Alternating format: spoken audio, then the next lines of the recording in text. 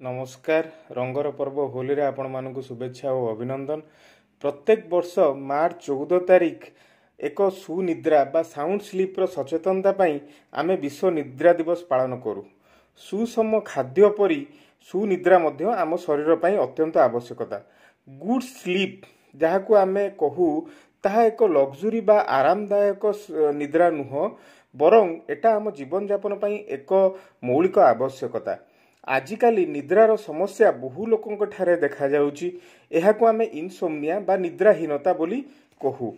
केतेक कारणरू एहा आम देखा जाए एहा आमको देखा जाए जेमिति कि आम बंचिबार शैली बा आम लाइफस्टाइल जेतेबेले आमे बहुत स्ट्रेस बा टेंशन ने आम जीवन यापन करूछु।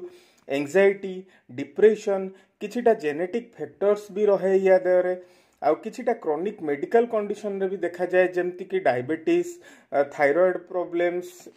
जदि आपण को लंबा समय धरी निद्रार असुविधा रहुची जहाँ आपण को कर्मक्षेत्र बा दैनंदिन जीवन उपरे प्रभाव पकाउची ए समस्या को अणदेखा न करी कौनसी मानसिक रोग विशेषज्ञ परामर्श नियंतु।